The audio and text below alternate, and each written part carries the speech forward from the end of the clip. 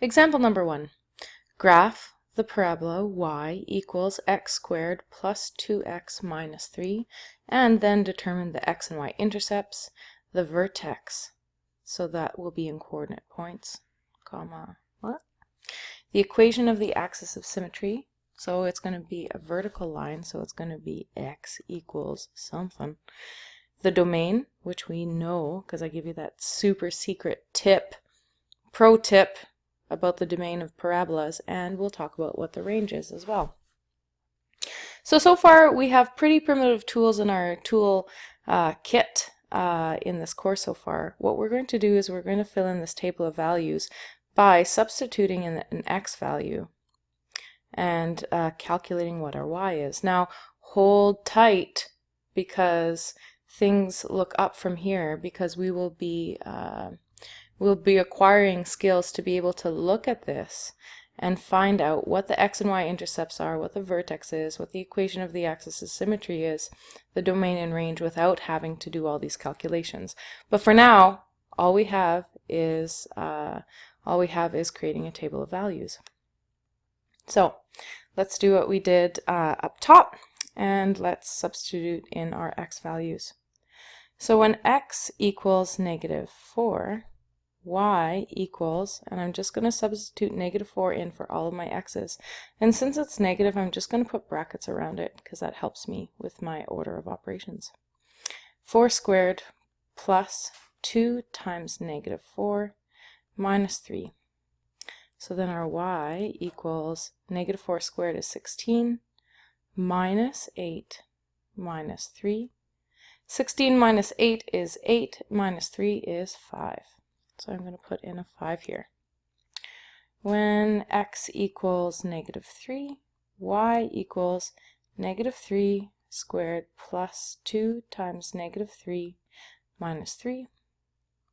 So y equals -3 squared is 9, minus 6 minus 3. 9 minus 6 is 3, minus 3 is 0. So y equals 0. Now what we're looking for is when we begin to see a pattern. Okay, so we don't see a pattern yet, but maybe we will soon. X equals -2, so then y equals -2 squared plus 2 times -2 minus 3. -2 squared is 4. 2 times -2 is -4 minus 3. 4 minus 4 is 0, minus 3 is going to be y equals -3. So I put a -3 here. No pattern yet. Let's see if it emerges next. Y equals -1. Sorry, x equals -1. Y equals -1 squared plus 2 times -1 minus 3. Y equals 1 minus 2 minus 3. 1 minus 2 is -1, minus 3 is going to be -4. Y equals -4. Okay, so the distance between each is getting smaller. What's going to happen when x equals 0? Y equals 0 squared plus 2 times 0 minus 3. That's just going to equal 0 plus 0 minus 3 is going to be -3. Aha! Look at that. It's bobbing back up. So what it tells me is that this is going to be the coordinates of the vertex. When x equals 1, y equals 1 squared plus 2 times 1 minus 3. Y equals 1 plus 2 minus 3. Y equals 0. Woohoo! See, we're seeing a pattern. So if I put my prediction pants on, I am guessing that when I put in 2 for my x, I'm going to come out with a y of 5. Let's see. X equals 2, y equals 2 squared plus 2 times 2 minus 3. Y equals 4 plus 4 minus 3. Y equals 4 plus 4 is 8 minus 3 is 5. Woohoo! And look at that. When x equals 3, y equals 3 squared plus 2 times 3 minus 3. Y equals 9 plus 6 minus 3. 9 plus 6 is going to be 15 minus 3 is y equals 12. So I'm going to put 12 here. And I'm going to scroll up just a little bit. When x equals 4, y equals 4 squared plus 2 times 4 minus 3. Y equals 16 plus 8 minus 3. Y is going to equal 21. So what I'm going to do is I'm just going to plot in this, because this is going to show my parabolic shape, because I know in it I have my vertex. In fact, even without plotting it, I know the answer to B2 is going to be -1, -4. So let's plot this thing. I'm going to put my scale here, 1 and 1, because I just need to go up to 5 in my y, and I need to go from -4 to +4. Now, I'm not going to worry about these ones because it kind of goes beyond the scope. I can get the shape from it. So, -4, 1, 2, 3, 4, and 5, 1, 2, 3, 4, 5. -3 and 0. -2 and -3, 1, 2, 3. -1 and -4. 0 and -3, and 1 and 5.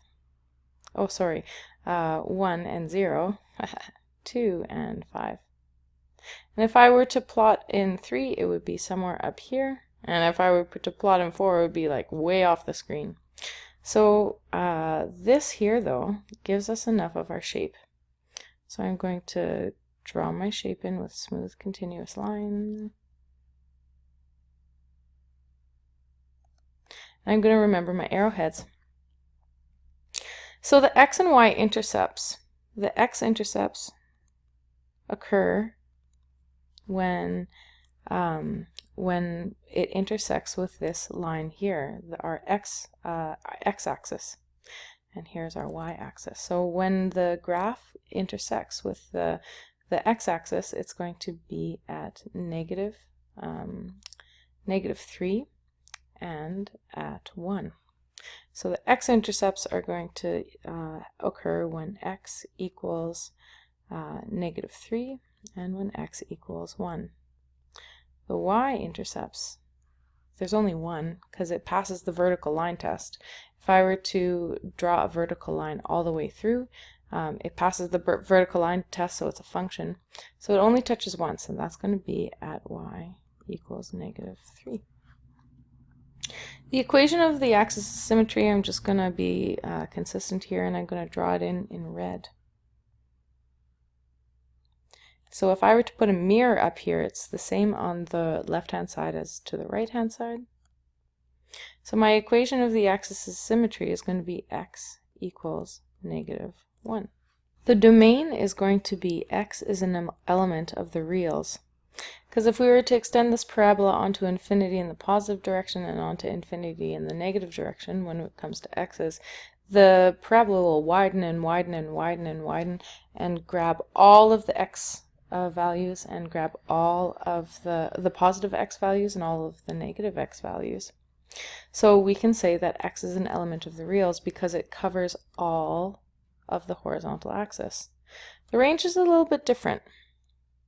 The range, we know that y cannot be, say, cannot be -5, nor can it be -6, nor -7. So y is going to be greater than or equal to -4. Now I just want to pause for a second here. This follows the shape of a parabola that's not stretched. Now we're going to get into the nitty-gritties of that later, but I just want to show you that it's very similar to this graph here. This looks like it's a little bit more flat because we had to choose a scale of 2 here, but these two are they are similar in that you go over 1 and up 1, over 2, up 4, over 3, and up 9 in both directions. Another thing is, well, it'll come into play with the notes here. The x-intercepts of the graph of a quadratic function are called the zeros of the function. That's when we would set this function to 0. So we would solve for where it touches the x-axis here. Because they're the values of x when the function is 0. The zeros of the function are the roots of the related quadratic function. If the y-intercept cannot be identified, because there's only going to be one of them on the table or graph, set, I just want to change this here, set x equal to 0 and solve. So hint, if we're looking for our y-intercept, x equals 0, and similarly, if we're looking for our x-intercepts, y equals 0. Okay. So if the x-intercepts cannot be identified from the table or graph, solve the related quadratic equation. So I can simply find the coordinates of these points if I set y equal to 0. So if I say 0 equals x squared plus 2x minus 3, I can solve this. Now, this is really great, thank you mathematical gods, because I can solve this by factoring. Two numbers that multiply out to -3 and add up to positive 2, x plus 3 and x minus 1. 3 times -1 is -3, and 3 minus 1 is 2. So that means that my x equals -3, because if we set this equal to 0, if I substitute in a -3 here, that brings this whole factor to 0, and x equals positive 1. Now look at that. Look at that. X equals -3 and 1. What do we notice here? That's what we noticed from our graph. Those two are related.